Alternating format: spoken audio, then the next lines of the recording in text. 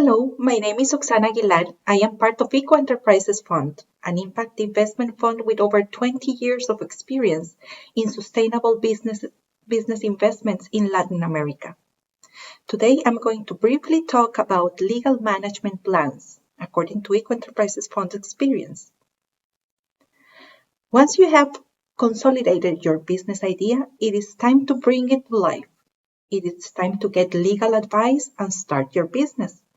It is a very important moment, and choosing the right path may make your business growth easier. A legal management plan should be incorporated in your entrepreneurial process since the beginning, even when you're drafting your mission statement.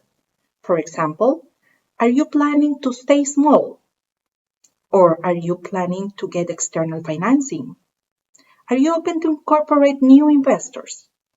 Are you planning your business be local only? Where should it be registered?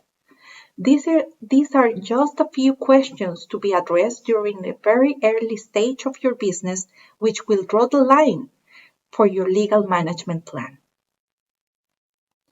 At Eco Enterprises Fund, we have seen cases where it is up to the time where we are drafting the legal agreement that the company realizes that needs to do some internal legal adjustments prior entering into the financing agreement.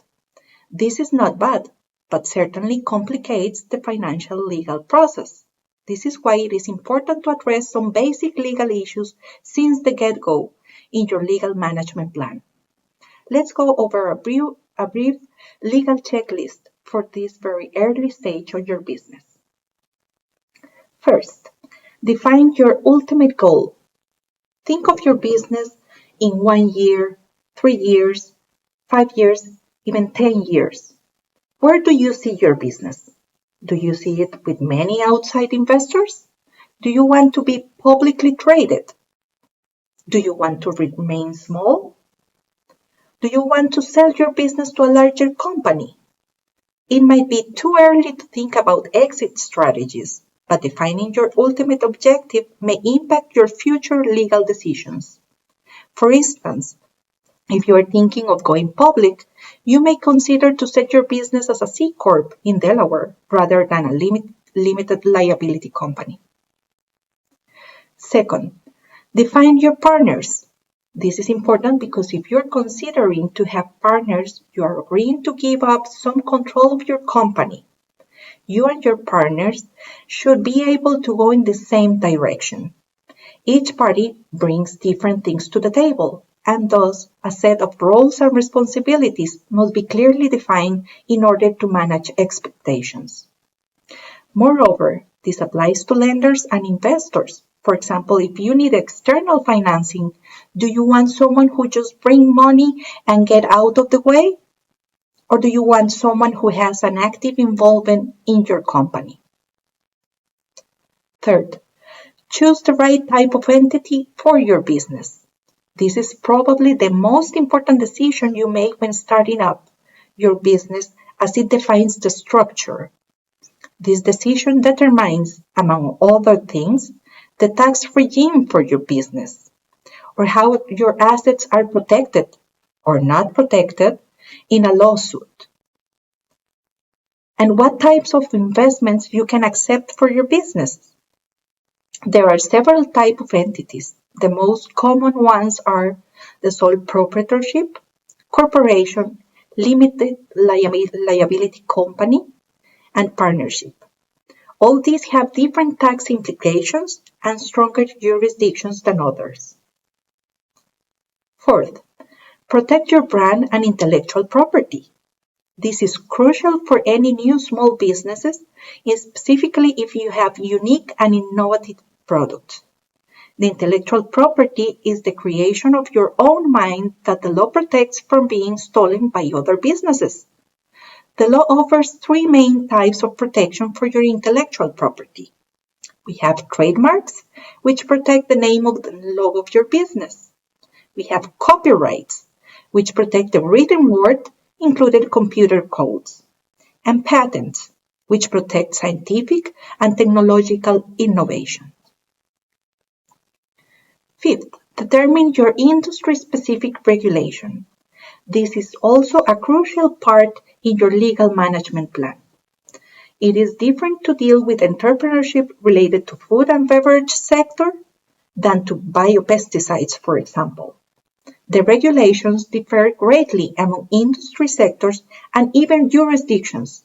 You may want to assess yourself with proper legal advice on the particularities of the industry at the national or federal level, state, or even county levels. 6. Determine your legal budget. Yes, legal budget is a very sensitive issue, especially during the setup of a business where resources are scarce and every dime counts. Depending on the complexity of your business and the issues to be cleared, legal costs may go from a few hundreds to several $1,000s. This is why your legal advice should be as efficient and effective as possible, as it has a direct impact in the legal costs and budget. Having all the previous points clearly defined may help you to have a clear route and avoid redoing or adjusting legal issues and consequently saving legal costs. Find the right legal advice for you. There are plenty of specialized legal firms that can help you in each stage of your business. The last point I want to discuss is about planning your funding, another key element in your legal management plan. You have 3 basic ways to fund your business: self-funding, loans of all kinds, and outside investors. Self-funding is the cleanest and simplest way of funding a business. Nevertheless, this can limit how quickly you expand, as it depends on your capital availability. Depending on your business model, you could eventually have access to grant funding provided by development financing institutions or non-governmental organizations. Loans are the most common vehicle to fund a company, and there are several types and options that can range from partners loans with usually flexible terms to local banks or other financing institutions such as impact funds or venture capital, among others.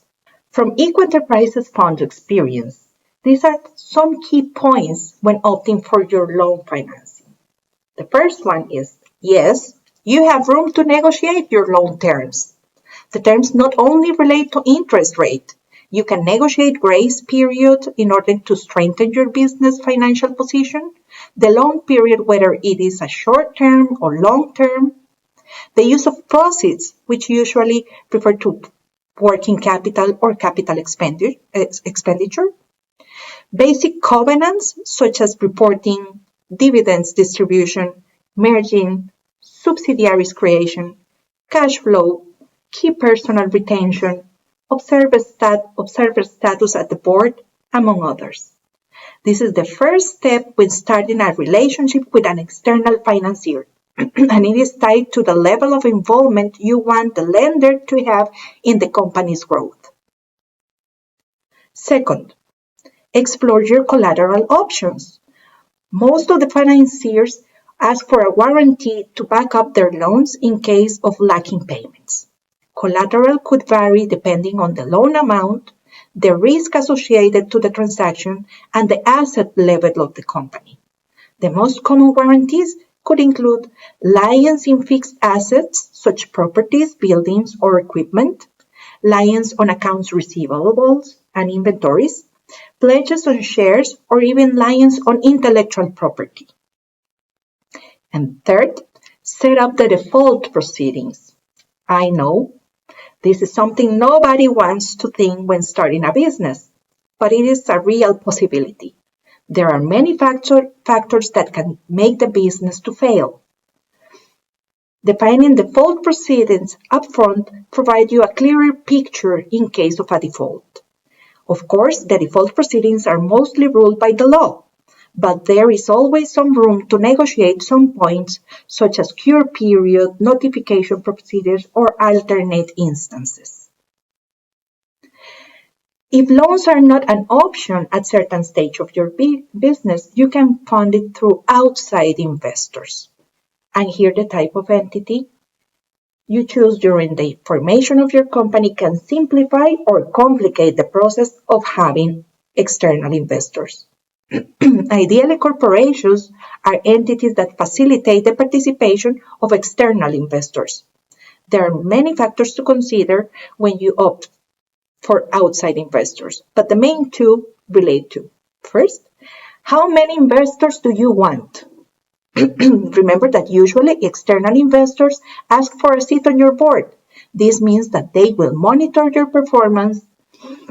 The ideal picture here is that all your external investors are aligned and share with you the vision of the business. And second, are you prepared to give up some control of your business? Having external investors funding typically means handing over shares of your business in exchange for capital, making the investors partial owners of your business. Despite these two considerations, please keep in mind that having outside investors usually bring a new level of sophistication to your business, and it is a great mentorship opportunity. Outside investors may provide additional strength and improvement criteria to grow and consolidate your business faster and probably safer. Usually, what we see is that businesses have a combination of these three funding types, depending on the business stage. At a startup level, a business may probably be self-funded by its founders. But as the business grows, consolidates, there could be a combination of several loans and outside investors.